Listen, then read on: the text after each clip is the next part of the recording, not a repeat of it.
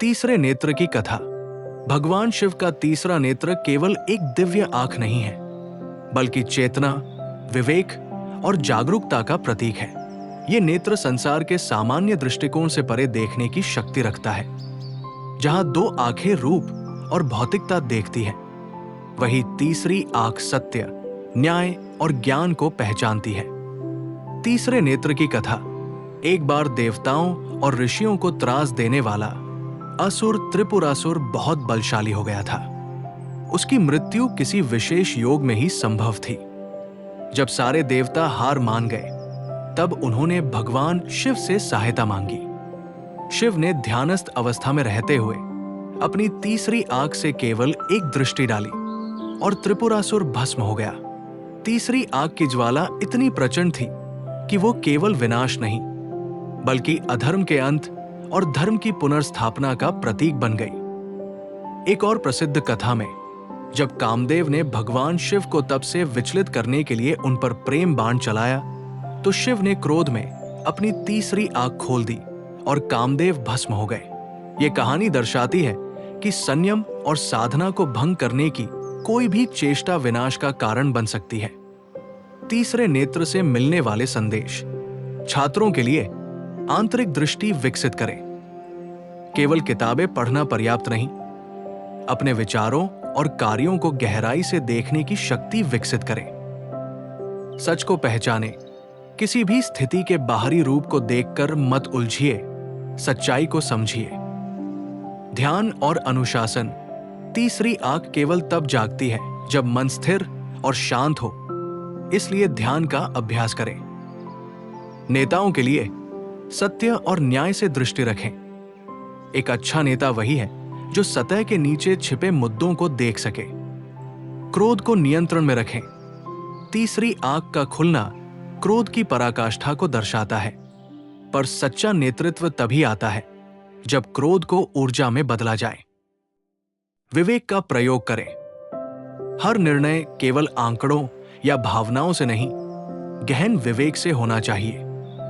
इसलिए हर छात्र, शिक्षक, नेता या नागरिक को अपने भीतर की तीसरी आंख, विवेक, नैतिकता और जागरूकता को खोलना चाहिए। यही शिव तत्व है। समाज के लिए मूल संदेश। भगवान शिव का तीसरा नेत्र ये सिखाता है कि जब समाज अन्याय, भ्रष्टाचार और अज्ञान में डूब जाए, तब हमें अपनी आंतरिक चेतना को जागृत करना चाहिए। ये नेत्र केवल विनाशक नहीं, बल्कि पुनर्निर्माण की प्रक्रिया का आरंभ भी है। जो भीतर से जागरूक होता है, वही बाहर भी प्रकाश फैलाता है। पिता के लिए सीख। 1. संतुलित पालन पोषण। भगवान शिव गंभीर, ध्यानमग्न और गूढ़ योगी है, लेकिन अपने पुत्र गणेश और कार्तिकेय से वो अत्यंत स्नेह और धैर्य से पेश आते हैं। सीख। एक अच्छे पिता को अनुशासन और स्नेह में संतुलन रखना चाहिए। 2. स्वतंत्रता देना। शिव जी ने अपने दोनों पुत्रों को उनकी योग्यता अनुसार कार्य करने की स्वतंत्रता दी। कार्तिकेय को युद्ध कला और वीरता की ओर प्रोत्साहित किया। गणेश जी को ज्ञान, बुद्धि और गृहस्थ जीवन में स्थित किया। सीख। हर बच्चे का स्वभाव अलग होता है। एक अच्छे पिता को संतान की रुचियों और क्षमता के अनुसार उन्हें मार्गदर्शन देना चाहिए, न कि अपनी इच्छा थोपनी चाहिए। 3. क्रोध पर नियंत्रण।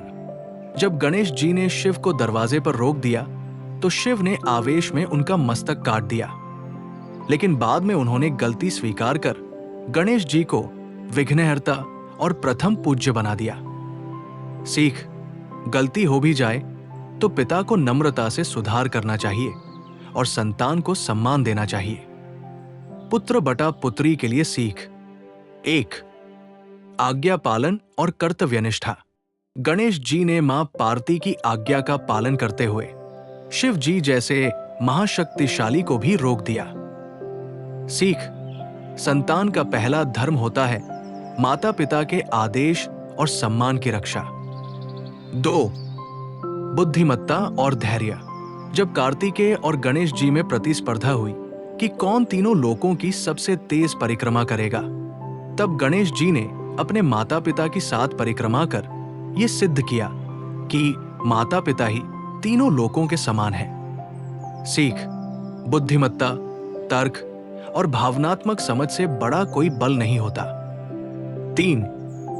माता पिता को ईश्वर समान मानना। गणेश जी ने स्पष्ट किया, माता पिता का सम्मान ईश्वर की पूजा से बढ़कर है। सीख, जो संतान अपने माता पिता की सेवा करती है वो सच्चे अर्थों में शिव भक्त होती है। पिता को चाहिए कि वह अपने बच्चों को संस्कार, स्वभाव और स्वतंत्रता तीनों दे। संतान को चाहिए कि वो अपने माता पिता के प्रति आदर, सेवा और प्रेम बनाए रखे। और जब दोनों अपने तीसरे नेत्र यानी विवेक और आत्मचेतना को जागृत रखते हैं तब परिवार एक तपोवन बन जाता है। एक सुंदर श्लोक, मातृदेवो भव पितृदेवो भव, अर्थात मां और पिता को देवता के समान मानो। यह श्लोक भगवान गणेश और शिव पार्वती की कहानियों से जीवंत होता है।